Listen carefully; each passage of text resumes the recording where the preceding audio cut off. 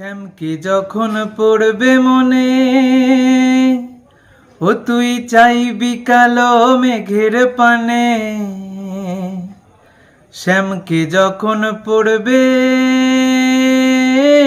মনে, ও তুই চাইবি কালো মেঘের পানে।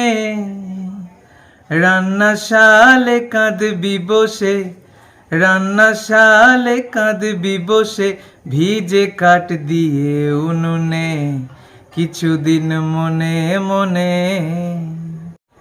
কিছুদিন মনে মনে ঘরের কোণে, কিছুদিন মনে মনে ঘরের কোণে, শ্যামের পিরিতে রাখ গোপনে, কিছুদিন মনে মনে।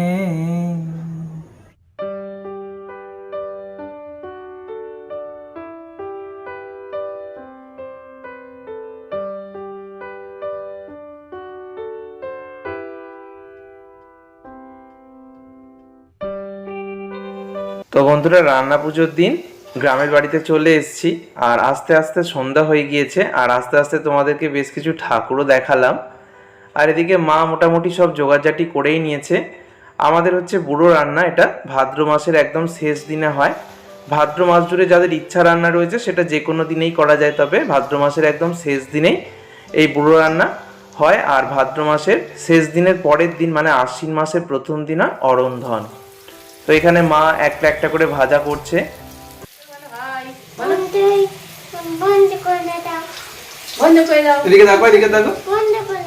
তো 12 রকমের ভাজা হবে, আর এটা হচ্ছে নারকেল ভাজা হবে। তো সব থেকে পছন্দের এটা আমার। আর এখানে দেখো বাপি সন্ধ্যাবেলা প্রত্যেক দিনের মতো তবলায় বসে পড়েছে। তো তবলার পাশাপাশি গান খোল এগুলোও করে থাকে। প্রত্যেক দিন কিন্তু এই রেওয়াজটা বাপি চালিয়ে যায়।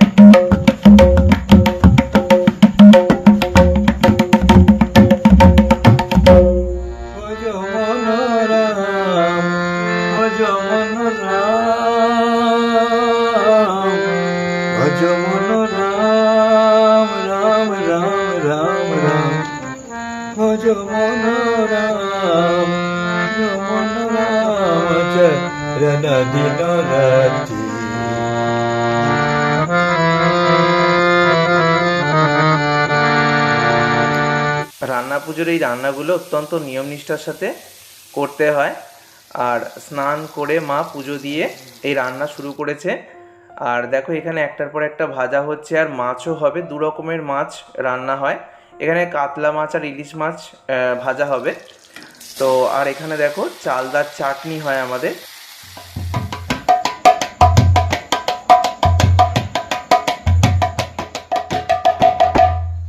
সমস্ত ভাজাভুজি হয়ে যাওয়ার পর সব শেষে হয় ভাত। আর এই ভাত রান্নার সময় কিন্তু কথা বলতে নেই। আর সমস্ত রান্না একদম কমপ্লিট। দেখো আমি দেখিয়ে দিচ্ছি একটা লুকস তোমাদেরকে।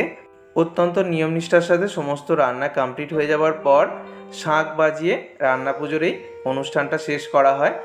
আর যা যা রান্না হয় মানে ঠাকুরের সমস্ত ভোগ বা রান্নাই পরের দিন মানে বিশ্বকর্মা পুজোর দিন খাওয়া হয়। এটা বিশ্বকর্মা পুজোর দিন মানে পরের দিন সকালে দেখাচ্ছি।